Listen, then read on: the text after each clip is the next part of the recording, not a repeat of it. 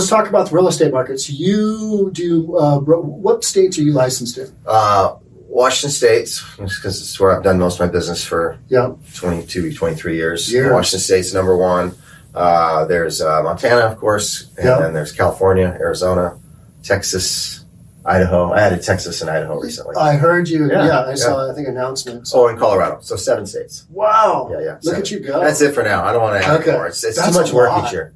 You have to relicense every year? I have to pay a fee for each state. Wow. Yeah, it's fees. Okay. And then you have to take a continuing education. It's usually... So you got to keep those licenses. It's usually 1 to 2 hours, depending on the state. Okay. Continuing education. Yeah. Some don't make you retake continuing education. They just have you do it up front, and then you don't have to do it. Like Montana doesn't make me take a class every year. Okay. Just pay a fee. That's because that's land of the free. Yeah.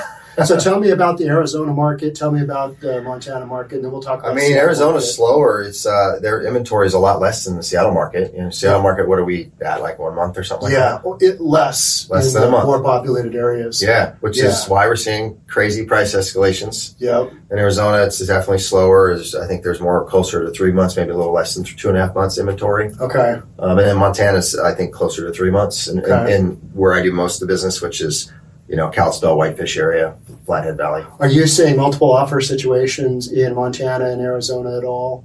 Because we're certainly seeing them here in Seattle. It's pretty rare. Sometimes there'll be 2 or 3, but it just depends on how well the home is priced and the location. But it's not that common, at least the first quarter of 2024 here. Okay.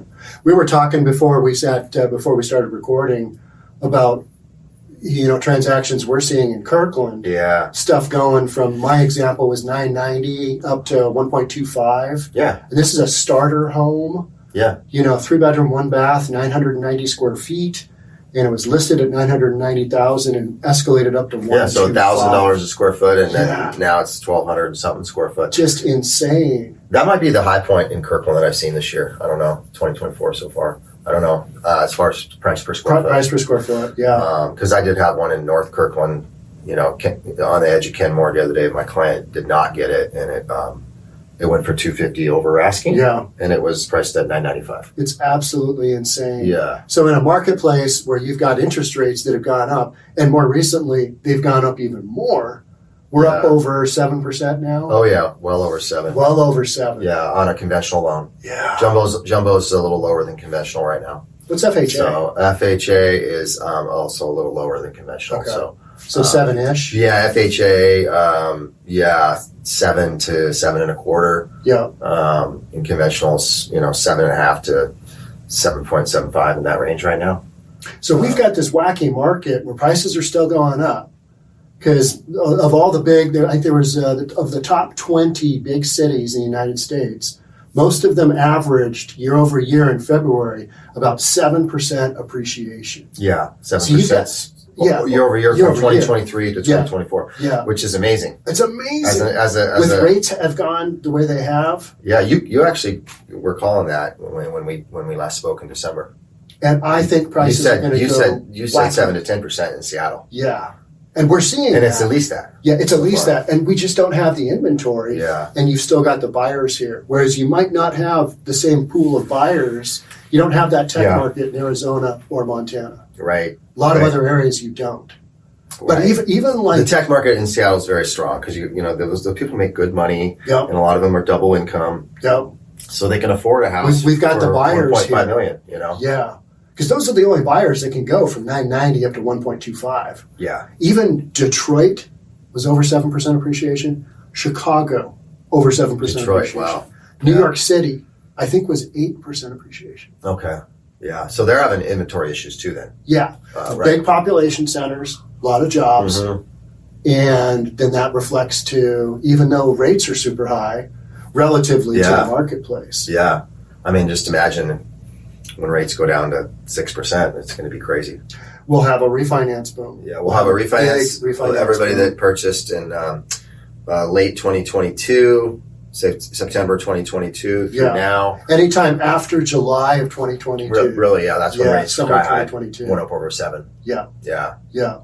Yeah, so let's talk about that. Yeah. When are we going to get there? When are we going to get to 6% rates? Are we? I thought I didn't realize the inflation reports were going to turn on us. Like the last couple inflation reports have turned and showed higher inflation than the market was expecting. Yeah. The CPI report for the month of March showed higher inflation by, I want to say 0.3% than the market was expecting.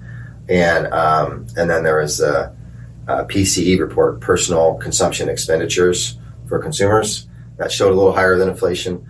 Overall, the GDP report showed a little lower than inflation, but those two reports nixed they offset. They offset what the GDP said recently, and that hurt rates. Yeah. And then there's some other stuff going on that have made rates go up recently that is unfortunate, but and the inflation numbers is probably the number one killer.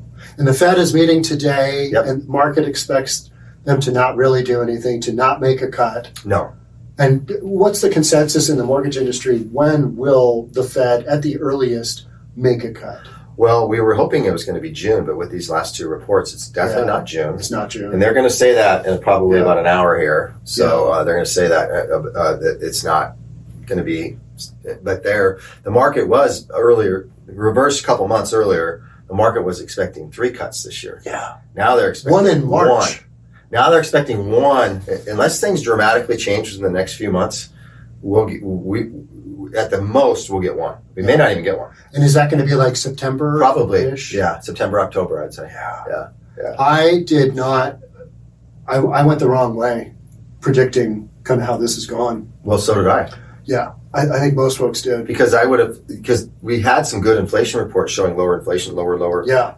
Just slight ticks down, right? Yeah, but the right direction. The right direction, and that was helping rates, but that's not happening right now, and hopefully that turns pretty soon. But I'm not extremely optimistic for the next. What are we, May 1st? I'm not extremely optimistic for the next couple months at least. No.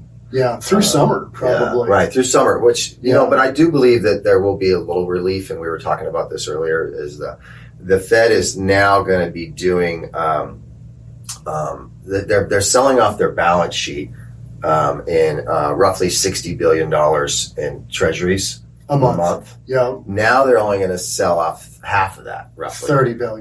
They're gonna announce that, but that's what the market's expecting. Okay. And so if they announce that and they do that, we'll see a little improvement in rates because of that news, but also because of the fact that they're not going to be selling off mortgage-backed securities, which makes rates go up. When COVID hit, they were a buyer. That was quantitative easing. Yeah. They were buying. Now it's quantitative tightening. Yeah. Before it was quantitative easing. They were a buyer and trying to push rates down, and they bought billions of treasuries, everything inside. and that pushed interest rates down. And now they're a seller, but they're going to sell a lot less.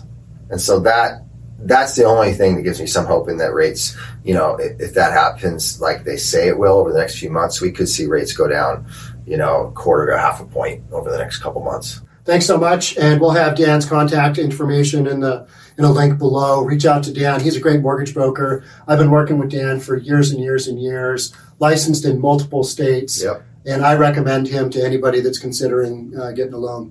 Thanks again for coming on, Thank you, Sean. Appreciate it. You bet. Thanks so much. And we'll have Dan's contact information in a link below. Reach out to Dan. He's a great mortgage broker. I've been working with Dan for years and years and years, licensed in multiple states. Yep. And I recommend him to anybody that's considering getting a loan. Thanks again for coming on, Dan. Thank you, Sean. Appreciate it. You bet.